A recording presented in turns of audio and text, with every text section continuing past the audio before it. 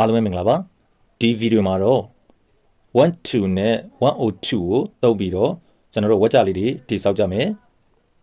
အင်္ဂလိပ်စာအခြေခံအသင့်တင်ရှိတဲ့သူတိုင်းဒီ12နဲ့102အကြောင်းကိုတော်တော်များများသိပြီးဖြစ်ပါလိမ့်မယ်ဒါပေမဲ့သူတို့နဲ့ပတ်သက်ပြီးတော့သတိပြုရမယ့်အချက်လေးတွေထူးခြားတဲ့အချက်လေးတွေရှိနေတာကိုကျွန်တော်ဒီဗီဒီယိုလေးမှာထည့်ပြီးတော့ပြောပြပေးပါမယ်ပထမဆုံး12နဲ့ပတ်သက်ပြီးတော့ကျွန်တော်တို့နမူနာဝက်ကြလေးတွေလေ့လာကြည့်အောင်ဒီ1-2ရဲ့နောက်မှာဒါအများသိတဲ့အတိုင်းပေါ့နော်verb present form နဲ့တွဲပြီးတော့ရေးရမှာဖြစ်တယ် verb present form မှာဒီ st est ပေါင်းလို့မရပါဘူးတကယ်လို့ tense ချိန်မို့လိုလာပြီဆိုရင်တော့ went ကိုဒါကျွန်တော်တို့ချိန်ရမှာဖြစ်ပါတယ်2ရဲ့နောက်မှာရှိတဲ့ဒီ verb ကတော့ချိန်လို့မရပါဘူးအဲ့တော့ဥပမာကျွန်တော်တို့စားခြင်းနဲ့ဆိုလို့ရှိရင် went to eat ဒါ tense ကိုချင်းလိုက်မယ်စားခြင်းခဲ့တယ်ဆိုရင် wanted to eat စားလိုက်မယ်ဆိုရင် will want to eat စသဖြင့်ဒီလို tense ကိုချင်းတဲ့အခါမှာ went ကိုဒါလေးချင်းရမှာဖြစ်ပါတယ်ဥပမာသူကစပိန်ဘာသာသင်ခြင်းတယ်verb ကသင်ခြင်းတယ်ဒီတော့want to learn အဲ့တော့ subject က he ဆိုတော့ he wants to learn Spanish ဒီမှာတစ်ချက်သတိထားမှာကရှေ့က he ကတယောက်တည်းဖြစ်လို့ want မှာ as ထည့်ရပါတယ်မင်္ဂလိတိုင်းလှကျင်တယ်လှတာကကျွန်တော်တို့က beautiful ဆိုတော့သူကadjective ဖြစ်တယ်ဒါကြောင့်မလို့သူ့ကိုverb အနေနဲ့သုံးခြင်းနဲ့ဆိုရင် verb to be နဲ့တွဲပြီးတော့သုံးရမှာဖြစ်တယ်အဲ့တော့ subject ကမင်္ဂလိတိုင်းဆိုတော့ every goal every နဲ့တွဲတဲ့ noun တိုင်းဟာအမြဲတမ်းကျွန်တော်တို့အနေကင်းလို့ယူဆပါတယ်ဒါကြောင့် goal မှာ as ထည့်လို့မရဘူးအဲ့တော့ beautiful က adjective ဖြစ်တဲ့အတွက် verb to be ခံရမှာဖြစ်တယ် be beautiful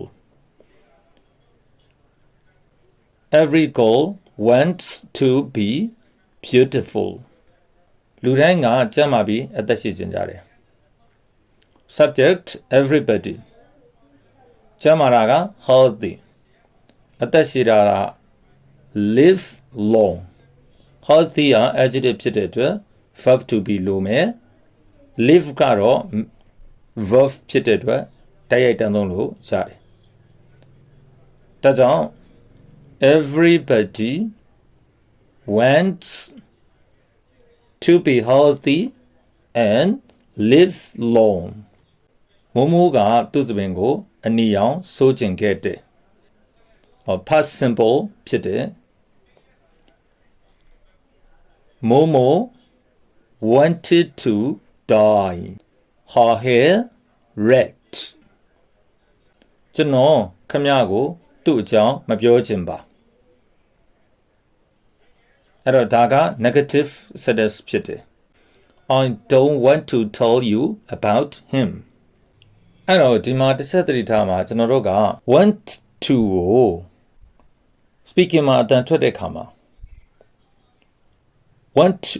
to လို့အတန်မထွက်ဘူးဒီမြင်မြင်ပြောတဲ့အခါမှာ want to ထီတန်ကြီးကိုဖျောက်ပြီးတော့ထွက်ရတယ် want to ကိုကျွန်တော်တို့ဒီအတူကပြောတဲ့အခါမှာကြားရလို့ရှိရင်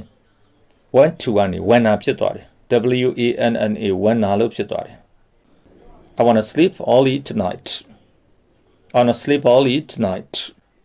wants to ကိုကြတော့ wants to she wants to go she wants to go တရားရောက်ကသူ့ရဲ့စန္ဒကိုဖော်ပြတာမဟုတ်ဘဲနဲ့သူကဒီတခြားလူကိုတစ်ခုခုလှုပ်စေခြင်းတယ်ဆိုရင်တော့ကျွန်တော်တို့က went to ကိုကြားထဲမှာကျွန်တော်တို့ object လေးတစ်လုံးညှက်ပြီးတော့အဲ့ဒီကိုလှုပ်စေခြင်းတဲ့လူကို went to ရဲ့ကြားမှာ object အနေနဲ့ညှက်ပြီးတော့သုံးအောင်မှာဖြစ်တယ်အဲ့ဒီတိုင်းဘာသာပြန်တာကလည်းလှုပ်ခြင်းတယ်လို့မဟုတ်တော့ဘဲနဲ့လှုပ်စေခြင်းတယ်လို့ဖြစ်သွားပါတယ်ဥပမာဝက်ကြလေးတွေကြည့်ကြမယ်တ သူကခမည်းကိုအဲ့ဒီမှာတဲခိုစေခြင်းတယ်သူက subject ဘသူကိုခမည်းကိုဒါက object နေရာမှာထားမှာဖြစ်တယ် he wants you to stay there အဲ့တော့သူကတဲချင်တာမဟုတ်ဘူးခမည်းကိုတဲစေချင်တာဒါကြောင့်မလို့ object နေရာမှာ you ကိုထည့်ပြီးတော့သုံးတာဖြစ်တယ်အတန်မြန်ထွက်တဲ့ခါမှာအဲ့ဒီ you ဟာအမြဲတမ်းရှေ့ကအတန်နဲ့အမြဲတမ်းဆက်ပြီးတော့ထွက်ပါတယ် he wants you to stay there he wants you to stay there တို့ကသူ့ကိုငါတို့နဲ့အတူတူလိုက်စေခြင်းတယ်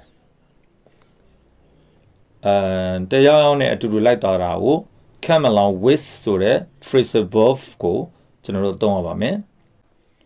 we want him to come along with us မြန်ပြောမယ်ဆိုတော့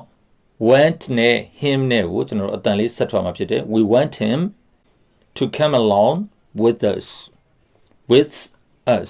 us we want him to come along with us သူတို့ကသူတို့ရဲ့ဖွားကိုဘန်ဂလိုထဲမှာတယောက်တည်းမနေစေခြင်းဘူး object နေရာမှာအဖွားကိုထည့်ရမှာဖြစ်တယ် negative ဖြစ်တဲ့အတွက် they don't want their grandmother to live alone in the bungalow they don't want their grandmother to live alone in the bungalow မြန်မာနိုင်ငံကမိဘအများစုအများအားဖြင့်သူတို့ရဲ့သားသမီးတွေကိုဆရာဝန်တွေအင်ဂျင်နီယာတွေဖြစ်စေခြင်းကြတယ်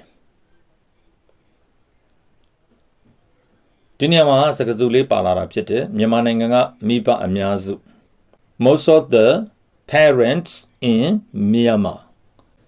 most of the parents in Myanmar usually want their children